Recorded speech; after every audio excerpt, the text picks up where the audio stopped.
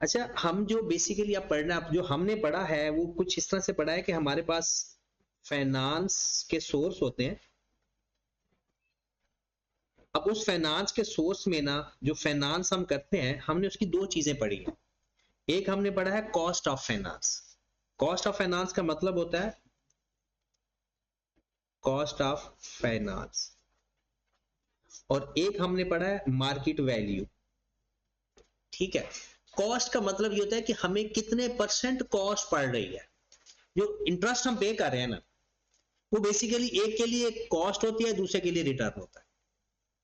हम उसको के ई से डिनोट करेंगे, के डी से डिनोट करेंगे, के पी से कर सकते हैं, के बी से कर सकते हैं। मतलब ये इक्विटी का हो गया, ये डेट का हो गया, ये पी शेयर्स का हो गया, ये बैंक का हो गया। ठीक है। तो इसमें होता मेन क्या है, मिसाल के तौर पर अगर मैं 100 रुपया किसी कंपनी किसी यानी सोर्स ऑफ फाइनेंस करता हूं, मैं एक कंपनी हूं, मैंने 100 रुपए का एक बॉन्ड दे दिया। अब उस बॉन्ड के बदले मुझे कितना मेरा एक्सपेंस बढ़ गया। अब अगर मैं कंपनी हूं, तो मैंने अगर एक 100 रुपया है, उस 100 रुपए के ऊपर मैं 10 रुपया दे रहा हूं, तो ये क्या है, कॉस्ट। अब वो 10 रुपए के बदले ये मेरी फाइनेंस कॉस्ट है। अगर मैं ये एक्सपेंस शो करता हूं, इसके बदले मेरा टैक्स सेव होगा या चार्ज होगा। एक्सपेंस है ना, तो एक्सपेंस की वजह से मेरा टैक्स कितना हो जाता है, कम हो जाता है। सपोज 30% टैक्स है, तो मेरा टैक्स सेव कितना हो गया, 3 रुपए, इस 10 रुपए की वजह से। अब मैं कहूंगा जी मेरा जो आउटफ्लो हुआ है वो कितना है, 7 रुपए। या दूसरे लफ्जों में मुझे नेट कॉस्ट हर 100 रुपए के बदले 7 रुपए पड़ रही है। तो इसमें मैं जो 10% होगा ना मेरा रेट ऑफ इंटरेस्ट, क्या ये मेरी कॉस्ट ऑफ फाइनेंस है, या 7% मेरी कॉस्ट ऑफ फाइनेंस है, 7%। क्योंकि नेट इस फाइनेंस की वजह से जो मुझे एडिशनल कॉस्ट बेयर करनी पड़ी है वो 7 रुपए है हर 100 रुपए के पीछे। तो मैं उसे 7% क्या देता हूं कि अगर कोई बंदा ये कहता है कि मेरा इस यानी एक शेयर इशू करने से या बॉन्ड इशू करने से, डिबेंचर इशू करने से इतनी कॉस्ट आ रही है, अगर वो परसेंटेज में बताता है ना, तो वो ये वैल्यू बता रहा होता है। और ये जो वैल्यू होती है, ये होता है रेट ऑफ इंटरेस्ट। इसे नॉमिनल रेट ऑफ इंटरेस्ट भी कहते हैं, कूपन रेट भी बोलते हैं, या सिंपल रेट ऑफ इंटरेस्ट भी बोलते हैं। जो ये होता है इसे बोलते हैं cost of finance, cost of capital, cost of debt, cost of equity, इस तरह के नाम बोले जाते हैं। अब दूसरी होती है मार्केट वैल्यू। जिंदगी में कभी भी मार्केट वैल्यू फाइंड करनी हो तो प्रेजेंट वैल्यू फाइंड करते हैं। किस चीज की present value, future cash flow की। आपने सिंपल ये देखना है कि इस इंस्ट्रूमेंट के यानी जो डेट है या इक्विटी है, आपके फ्यूचर में क्या कैश फ्लो आते हैं, उनकी प्रेजेंट वैल्यू फाइंड कर लें। प्रेजेंट वैल्यू के लिए फार्मूले आपके 3 इस्तेमाल होते हैं, परपेचुटी का अगर एक इनडेफिनेट लाइफ है, एन्युटी का अगर फिक्स्ड है, या कंपाउंड का। हाँ, सिंपल इंटरेस्ट भी इस्तेमाल होगा। अगर मंथ की गेम होगी ना, तो सिंपल इंटरेस्ट होगा, चाहे पी फाइंड करना है या एस फाइंड करना है। जब 3 महीने 5 महीने 7 महीनों की बात होगी तो सिंपल इंटरेस्ट का फार्मूला लगता है, और 1 साल 2 साल 4 साल 5 साल तो कंपाउंड इंटरेस्ट का फार्मूला लगेगा, और फार्मूले वही पुराने। अब अगर मैं इसकी बात करूं, सपोज दैट, जो मैं थोड़ा सा इंट्रोडक्शन दूंगा, मेन मैं पिछला रिवाइज करवाना है, कि मैंने कहा कि एक कंपनी है, उस कंपनी के पास इक्विटी भी है, उस कंपनी के पास बॉन्ड्स भी हैं, उस कंपनी के पास पी शेयर्स भी हैं। ठीक है। और उसका हमने फाइंड कर लिया, या तो गिवन होगा या हम फाइंड कर लेंगे। क्या इन सब का आपको के फाइंड करना आता है, के stand for cost of capital. के ई फाइंड करना आता है, वो जो फार्मूले हमने के ई के पढ़े हुए ना, या तो के ई गिवन होगा या किसी फार्मूले से फाइंड हो जाएगा। सपोज मैं कहता हूं कि आपने कहा जी 15% है, बॉन्ड्स का हमने के डी फाइंड कर लिया, आपने कहा जनाब वो 12% है, पी शेयर का जी आपने कहा जी 13% है। ये आपने कॉस्ट ऑफ, या तो गिवन होगा या फाइंड कर लेंगे। अब फाइंड करने के कितने तरीके पड़े हैं, या तो के ई का फार्मूला पड़ा हुआ है, या आईआरआर पड़ा हुआ है, या कल हमने एक वो जीरो कूपन रेट के बारे में पढ़ा था बस। अब इसकी मार्केट वैल्यू या गिवन होगी या हम फाइंड कर लेंगे। सपोज दैट इक्विटी की मार्केट वैल्यू एक शेयर की है 120 रुपए, बॉन्ड एक बॉन्ड चल रहा है जनाब 110 रुपए का, और पी शेयर चल रहा है जी 112 रुपए का। सपोज ये मार्केट वैल्यू भी हमें फाइंड करनी आती है और ये के भी फाइंड करना आता है। गिवन होंगे तो लिख लेंगे, नहीं गिवन होंगे तो फाइंड कर लेंगे। हमें वो कहेगा weighted average cost of capital बताएं। क्या कहेगा? Average cost of capital. पहले हमने सबका अलग अलग फाइंड किया, अब क्या वो कहेगा? Weighted average cost of capital, weighted average cost of capital, अल मशहूर वैक, weighted average cost of capital. इसका डायरेक्ट फार्मूला लिखना है डायरेक्ट लिख लो, अलग अलग करके लिखना है अलग, मैं दोनों फार्मूला लिखवा दूंगा। वो कहेगा जी K E multiplied by market value of equity plus K D multiplied by market value of bond plus KP multiplied by market value of preference shares divided by total market value divided by total market value multiplied by 100। अगर आप याद करो तो ये summation F x over summation F वाला नहीं formula type होता है, ये वही चीज है। अगर मैं इसको डायरेक्ट लिखूं तो ये मिलता summation K multiplied by market value over summation market value। अब आप लोग या तो इस फार्मूले में बारी बारी सारी वैल्यूज पुट कर दो, या सिंपल काम क्या करो, यहां पहले K multiplied by market value करो। हाँ जी बताएं जरा, 15% मल्टीप्लाइड बाय 120 कितना? 18। 110 मल्टीप्लाई बाय 12% कितना? 13.2। 112 मल्टीप्लाई बाय 13%, 14.56।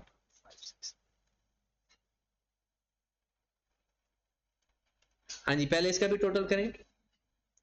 मार्केट वैल्यू का टोटल कितना आ गया? 342। और के मल्टीप्लाई बाय मार्केट वैल्यू का टोटल कितना आ गया? 45.76। तो आपका वैक आ गया 342 divided by 45.76 multiplied by 100। 342 divided by, sorry ऊपर वाला नीचे,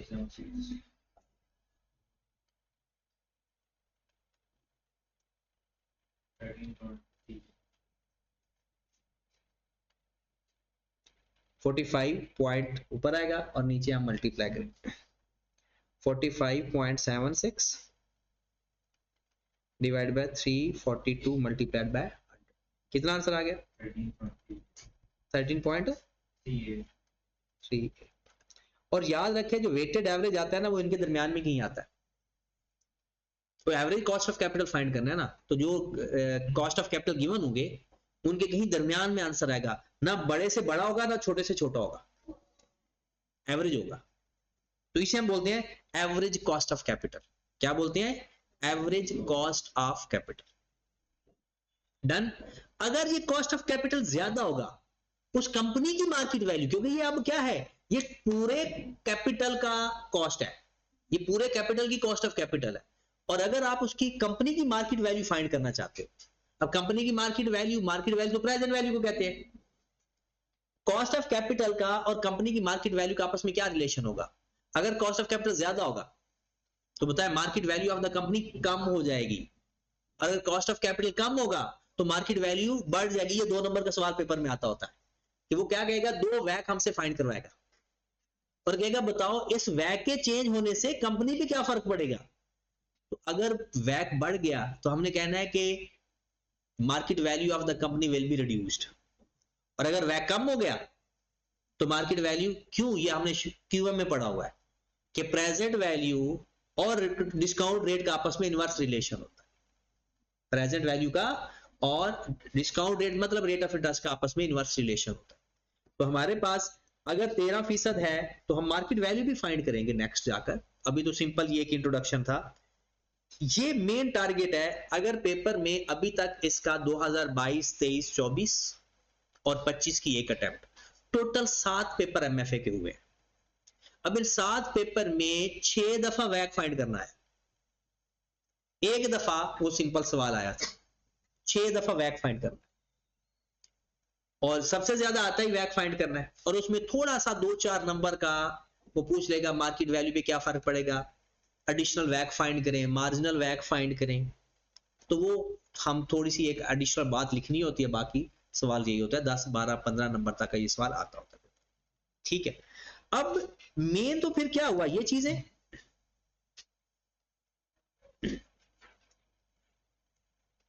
अब हम पहले जितने भी चैप्टर जो पूरा चैप्टर पढ़ा है वो इन्हीं के लिए तो पढ़ा है। अब इसके अंदर कभी कन्वर्टेबल बॉन्ड आएगा, कभी कन्वर्टेबल प्रेफरेंस शेयर्स आ जाएंगे, कभी सिंपल इक्विटी आएगा, कभी वो बीटा फैक्टर वाला इक्विटी आ जाएगा। वो डिफरेंट टाइप के सवाल आएंगे जिससे हमने ये गिवन होंगे तो ठीक है। होता क्या है, कुछ इस तरह से होता है, ये गिवन होगा, ये फाइंड करवा लेगा, फिर क्या करेगा, ये गिवन कर देगा, ये फाइंड करवा लेगा। यानी दोनों में से कोई एक दे दिया करेगा और एक चीज हमसे फाइंड करवा देगा। मतलब ये 3 अगर गिवन करेगा ना तो तीनों में से कुछ चीजें गिवन करेगा, कुछ चीजें फाइंड करवा देगा। अब इसकी बात करते हैं। ये मार्केट वैल्यू मैंने कौन सी लिया, पर इंस्ट्रूमेंट ली हुई है या टोटल ली हुई है? एक शेयर की, एक बॉन्ड की और एक प्रेफरेंस शेयर्स की। लेकिन अगर आप सबकी टोटल मार्केट वैल्यू लोगे तो भी अलाउ है।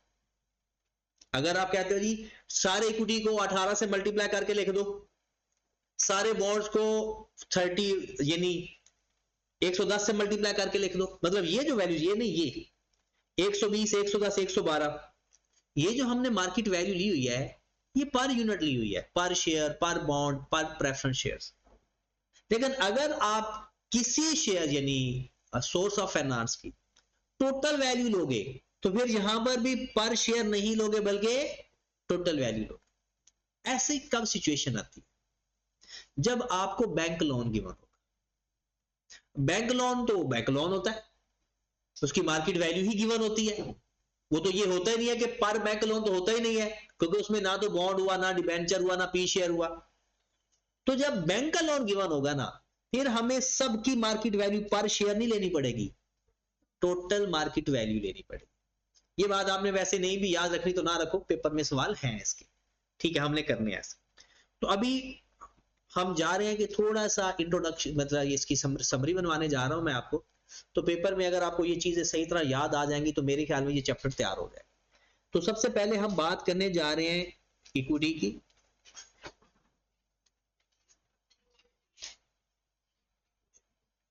इक्विटी के अंदर हमारे पास 2 बातें हैं। एक, अगर आपका कांस्टेंट डिविडेंड है,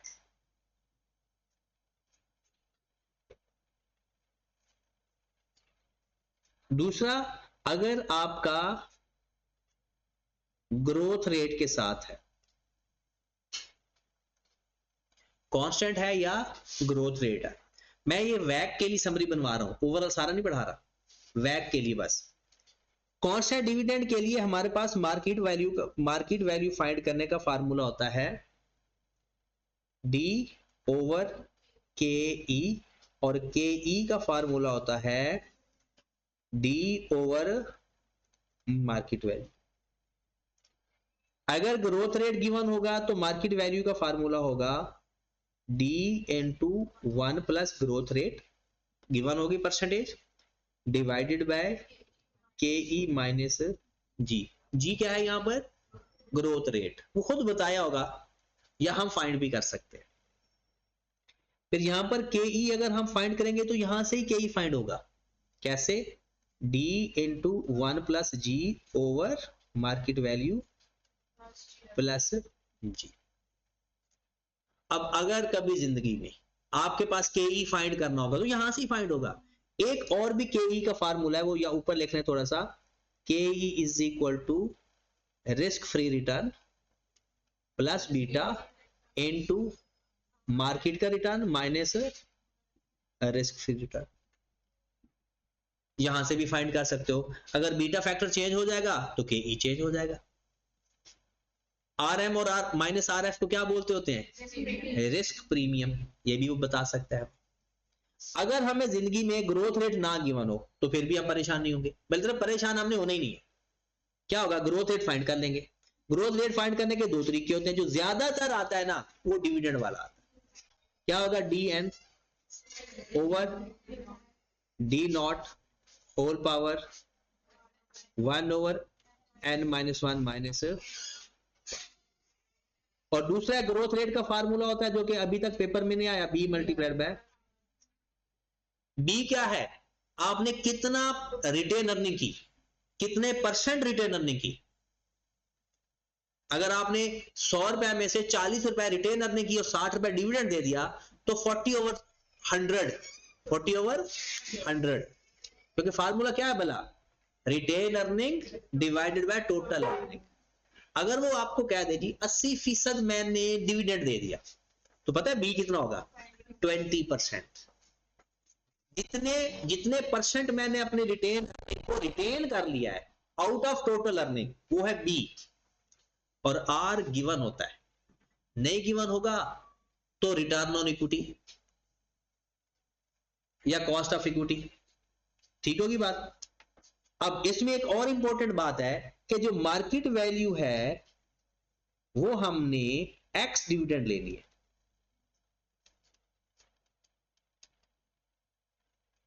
अगर साइलेंट होगा तो होता ही एक्स डिविडेंड है, अगर साइलेंट हो तो होता ही एक्स डिविडेंड है। और अगर कम डिविडेंड बताया होगा तो 1 साल की डिविडेंड माइनस कर तो वो एक्स डिविडेंड बन जाएगा। कब माइनस करेंगे? जब सवाल के अंदर क्लियरली लिखोगे कि ये कम डिविडेंड है तो फिर एक सालाना डिविडेंड 1 साल की डिविडेंड माइनस कर। ठीक है, तो ये हमारा इक्विटी से रिलेटेड बातें हैं ओवरऑल। यानी इसमें और भी कुछ बातें हैं, जैसे मल्टीपल ग्रोथ इसमें आ जाता है। तो मल्टीपल ग्रोथ क्योंकि वो एक अलग टॉपिक है, अलग चीज है, तो एक सवाल मैं उसका करवा भी दूंगा जब इसका लास्ट लेक्चर होगा, जिसमें वो मतलब ग्रोथ अलग अलग हो ना, रेट अलग अलग हो। तो सिंपल आपने क्या करना होता है और उस रेट के ऊपर उसकी प्रेजेंट वैल्यू फाइंड कर लेनी है, रेट वही ले लेना है। पहले साल के लिए जो रेट होगा, दूसरे साल के लिए जो रेट होगा, उसमें तरीका भी बता दूंगा। यहां तक क्लियर है? उसके बाद अब मैं जाने लगा हूं पी शेयर्स के ऊपर, और वो भी irredeemable P shares, irredeemable, same as it is जैसे इक्विटी है। इसमें ग्रोथ रेट जो कुछ भी जैसे भी बताया होगा ना सेम ही है। अगर मेरे पास सपोज दैट वो कहता है कि आप फाइंड करो इसकी मार्केट वैल्यू, तो डी ओवर के पी लिख देता हूं इसको, और के पी बराबर होगा डी ओवर मार्केट वैल्यू। इसमें आपको क्या पता क्या ग्रोथ रेट होता है इसमें? पी शेयर के बारे में तो बात ही यही है कि डिविडेंड फिक्स होता है। आपको याद है ना, पी शेयर और ऑर्डिनरी शेयर में क्या फर्क है? इसमें डिविडेंड फिक्स होता है और उसमें वेरिएबल होता है। तो इसमें तो वो हम कह ही नहीं सकते कि ग्रोथ रेट का चक्कर है, खत्म हो गया। रिडीमेबल का बाद में देखते हैं। उसके बाद आ जाता है डेट्स, और वो भी इररिडीमेबल वाले डेट्स, और वो भी इररिडीमेबल वाले। इसमें हमारा एक कंपनी का केस होगा और एक इन्वेस्टर का केस होगा। इस पे क्वेश्चन मार्क है, बहुत कम पेपर में आता है, ज्यादा कंपनी का केस ही आता है, हमने कंपनी को डील करना होता है। इसमें हमारे पास होती है जनाब, अगर मार्केट वैल्यू फाइंड करनी है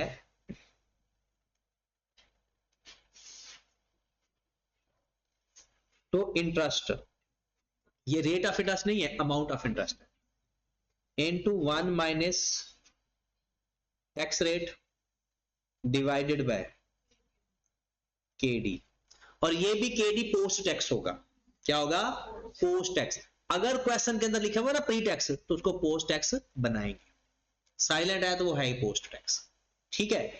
और अगर आप इसका केडी फाइंड करना चाहते हो तो I into 1 minus T over market. अगर ये इन्वेस्टर का केस है तो इन्वेस्टर का केस जो कि बहुत कम आता है पेपर में बट आ सकता है 2 नंबर के एमसीक्यूज के अंदर, तो इसके 10 से 15 नंबर के एमसीक्यूज भी होते हैं। तो क्या लिखेंगे? आई ओवर के डी, और इसमें के डी प्री टैक्स होगा, इसमें के डी प्री टैक्स होगा। और यहां पर अगर आप के डी फाइंड करना चाहते हो तो आई ओवर मार्केट। लेकिन ऊपर देखें इररिडीमेबल, तो इसकी भी नेचर तो वही बनी।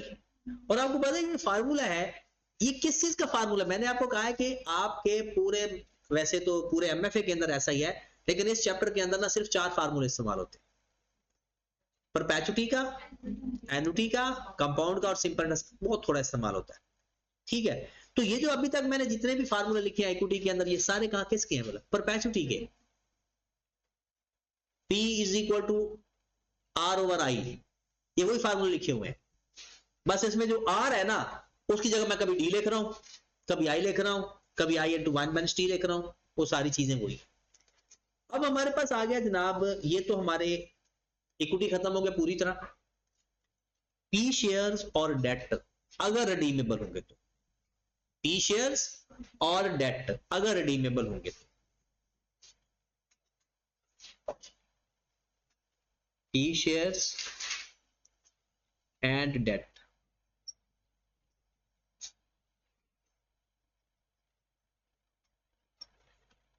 रिडीमेबल।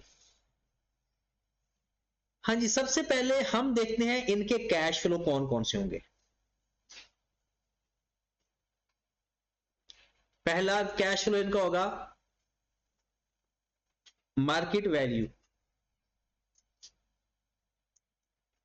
कब की? आज की। दूसरा इनका कैश फ्लो होगा इंटरेस्ट नेट ऑफ टैक्स, और पी शेयर का क्या होगा? Dividend for P shares. क्या इस पर भी टैक्स अप्लाई करेंगे? नहीं, तो ये आप खुद ही लिख ले।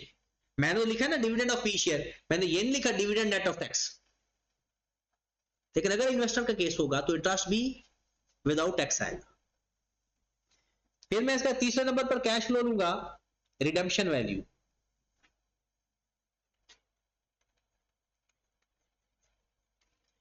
ये इनके कैश फ्लो होंगे। डन। अब इनके कैश फ्लो के लिए, अब कैश फ्लो तो पता चल गया कि अच्छा ये वैल्यू आनी है। अब हमने चाहिए, अगर आपको पी शेयर हो या डेट हो, अगर आपको चाहिए उनकी मार्केट वैल्यू, तो आपने फाइंड करना है present value of net cash, present value of, और अगर आपने इसका के डी फाइंड करना है तो आई आर। ठीक है, मैं आपको एक ऐसे ही समरीज टाइप बनाकर दे देता हूं।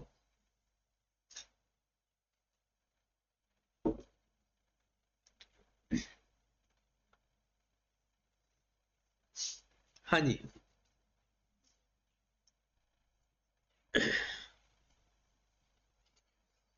समरी ये है कि मैं पहले मार्केट वैल्यू की, ये मार्केट वैल्यू की समरी बना के देने लगा। इसमें आपने जब भी मार्केट वैल्यू फाइंड करनी है ना, तो यहां पर लिखने है ईयर्स और 1 से स्टार्ट करते हैं, 1 2 3 4 4 जितने भी साल हैं, यहां पर लेना है कैश। जो कूपन रेट होगा 10%, 20, वो 100 पर अप्लाई करेंगे या 1000 पर अप्लाई करेंगे? 100 पर, या क्योंकि फेस वैल्यू पर ही रेट अप्लाई होता है, मार्केट वैल्यू पर अप्लाई नहीं होता।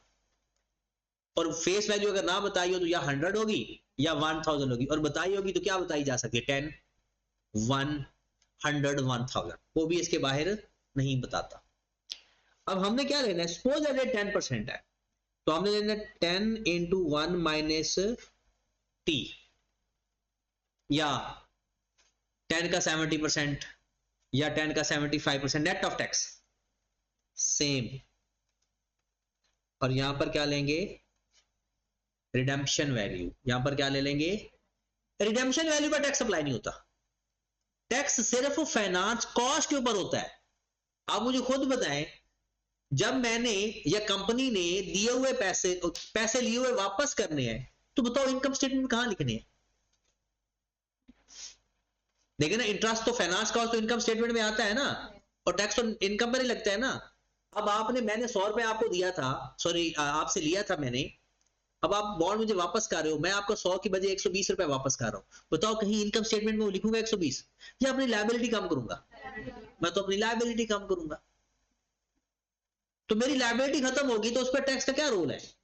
तो टैक्स सिर्फ इंटरेस्ट के ऊपर लगता है ना, रिडेम्पशन वैल्यू पे लगेगा जब यहां पर हम लिखेंगे, या ऊपर हम मार्केट वैल्यू लिखते हैं वहां पर भी नहीं लगे। हाँ, वो एक्स डिविडेंड या एक्स इंटरेस्ट भी उसे बोलते हैं, कि उसके अंदर अगर वो कम इंटरेस्ट बता दे खुद ही कि भाई इसकी मार्केट वैल्यू कम इंटरेस्ट है, इसका क्या मतलब है कि भाई इसकी ये वाली भी मार्केट वैल्यू है और जो मैंने अगले महीने इंटरेस्ट कमाना था वो भी इसके अंदर ही है, तो माइनस करके लिखिए। फिर उसके बाद क्या करते हैं, मार्केट वैल्यू चाहिए ना, तो आपको के डी गिवन होगा। फिर आप क्या फाइंड करेंगे, डिस्काउंट फैक्टर, और यहां पर क्या आ जाएगी, प्रेजेंट वैल्यू, और उसका सम करेंगे। बस इसमें पी शेयर होगा तो टैक्स नहीं लगेगा, पी शेयर होगा तो 1 माइनस टी नहीं आएगा, और प्रेफरेंस शेयर्स के लिए डिविडेंड ही आएगा बस। और अगर कोई और बॉन्ड्स वगैरह हो तो यहां पर नेट ऑफ टैक्स लिख। बस ये है कि कभी जिंदगी में वो इन्वेस्टर का केस कह देगा ना, तो हमने तो फिर भी हमें रटा रटाया होता है, टैक्स नेट करके आ जाते हैं। लेकिन बस इन्वेस्टर के केस में ऐसा नहीं करते, जो कि अल्लाह का शुक्र है अभी तक उसने नहीं किया और आगे भी नहीं करेगा। देखिए ना, आपने 10% है बॉन्ड का रेट और टैक्स का रेट है 30%, तो यहां पर हम 10 रुपए नहीं लिखेंगे, 10 का 70% लेकर 7 रुपए लिखेंगे। यहां पर भी 7, यहां पर भी 7, यहां पर भी 7, यहां पर भी 7। और अगर ये पी शेयर होता और वो कहता जी 10% डिविडेंड है, तो फिर 10 पूरा लिखें। ठीक है, तो इसको प्लस करेंगे, ये हमारे पास आ जाएगी मार्केट वैल्यू। अगर ये हमारे पास आ जाता है दूसरा के डी फाइंड करवाने आ रही, तो पता है फिर हम ईयर में क्या लिखेंगे, 0 1 2 3 4 4। कैश फ्लो में सबसे पहले क्या लिखेंगे, market value, current market value. अच्छा, नेट ऑफ टैक्स लिखेंगे, इसके ऊपर तो टैक्स होता ही नहीं है, और आई फिर वही 1 माइनस टी। और अगर ये प्रेफरेंस शेयर्स है तो 1 माइनस टी नहीं करेंगे, और अगर सिंपल है तो फिर 1 माइनस टी करेंगे। यहां पर जो हमारे पास डिस्काउंट फैक्टर होता है ना, नॉर्मली नहीं गिवन होता, तो फिर हम 2 रेट लेते हैं। एक रेट तो लेंगे जो हमारा आई होगा ना, उस वाला रेट लेंगे, थोड़ा सा उसके ऊपर नीचे या एग्जैक्ट भी वो ले सकते हो, और दूसरा रेट उसको देख कर लेंगे कि अगर वो एनपीवी पहले पॉजिटिव आ गई है तो फिर रेट ज्यादा कर देंगे, और अगर नेगेटिव आ गया है तो रेट कम कर देंगे ताकि एनपीवी पॉजिटिव हो जाए। तो हम डिस्काउंट फैक्टर लेंगे, प्रेजेंट वैल्यू लेंगे, फिर एक डिस्काउंट फैक्टर लेंगे और प्रेजेंट वैल्यू लेंगे। जैसे ये सब कुछ कर लिया तो हमने आईआरआर का फार्मूला लिख देना है। आईआरआर का क्या फार्मूला होगा, lower rate plus lower rate NPV over minus NPV of higher rate multiplied by higher minus. अगर ये आपको फार्मूला ज्यादा यानी वो हेल्दी लगता है तो इसको फार्मूले को छोटा भी लिखा जा सकता है,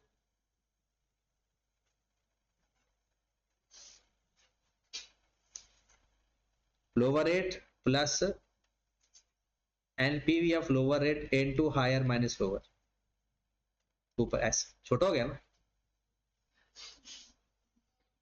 NPV of lower rate minus NPV of multiplied, वरना ये बड़ा फार्मूला लग रहा है। ठीक होगी बात। अब कन्वर्टेबल बॉन्ड की बात आ गई। कन्वर्टेबल बॉन्ड में क्या मसला होता है भला?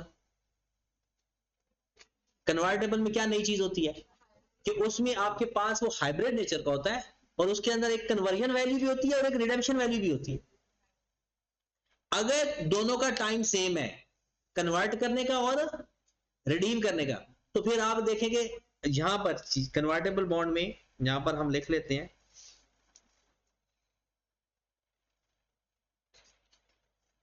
कन्वर्टेबल बॉन्ड के अंदर इफ टाइम इज सेम। कौन सा टाइम? कन्वर्जन और रिडम्पशन का। तो ये बहुत आसान हो जाएगा फिर। तो ईयर्स लेंगे, चाहे आईआरआर फाइंड करना है चाहे मार्केट वैल्यू फाइंड करना है, तो यहां पर जो हमारा साल होगा, जैसे सपोज 0 1 2 3 4 4, तो यहां पर जो वैल्यू लिखनी है ना, वो लिखनी है higher of redemption value and conversion value. Higher of redemption value and conversion value.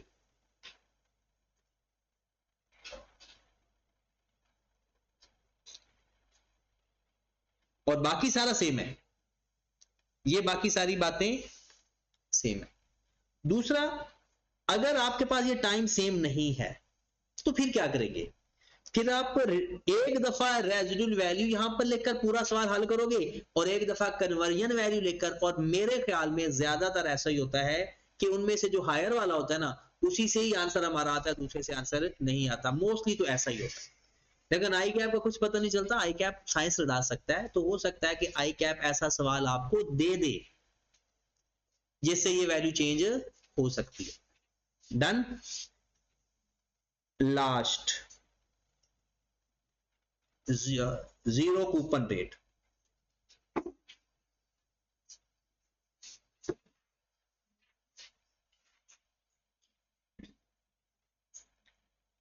आज तक वैसे जीरो कूपन रेट का सवाल आया तो नहीं, लेकिन कोई पता भी नहीं, आ भी सकता है। ये नॉट रिस्पॉन्डिंग नहीं गलत है।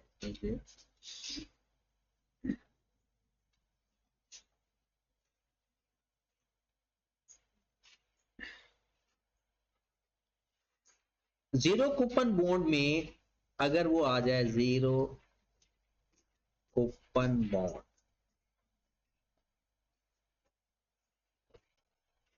S is equal to P into 1 plus I की पावर n। अगर उसे चाहिए ना IRR चाहिए, तो ये I हमारा आंसर होगा। अगर उसे चाहिए ना KD, तो आप इसकी जगह KD लिख सकते हैं, ये कंपाउंडर्स का फार्मूला है ना। अगर उसको चाहिए ना मार्केट वैल्यू, पता है मार्केट वैल्यू कैसे आएगी? Future value divide by 1 plus KD की पावर n। और अगर उसे KD चाहिए तो बाकी फ्यूचर वैल्यू भी गिवन होगी। ये फ्यूचर वैल्यू क्या होती है भला? Redemption value. फ्यूचर वैल्यू क्या होती है? Redemption value. और P क्या होता है? Market value, current market value. अगर मार्केट वैल्यू भी गिवन है, रिडेम्पशन वैल्यू भी गिवन है, टाइम भी गिवन है, तो आई फाइंड कर लेंगे। अगर आई एन और रिडेम्पशन वैल्यू गिवन है तो P फाइंड कर लेंगे। ठीक होगी बात। अब ये सारी चीजें हमने फाइंड करनी है और फाइंड क्या करना है? एट द एंड हमने वैक। ठीक है, तो एक आधा क्वेश्चन हम देख लेते हैं, या मैं आपको दे देता हूं ताकि दिल को तसल्ली हो जाए। बल्कि आपने ना पहले पिछले सारे लेक्चर जिसके रह गए हैं थोड़े बहुत वो कवर कर ले। लेक्चर तो मैंने सारे शेयर कर दिए, जिसका एक रह गया, दो रह गया, तीन रह गया, ठीक है ना कल। और कल फिर इंशाल्लाह हमने वैक के सवाल प्रॉपर स्टार्ट कर दें। ठीक है, तो अभी आपने बस पिछले अपने लेक्चर्स कवर करें जितने भी अवेलेबल हैं।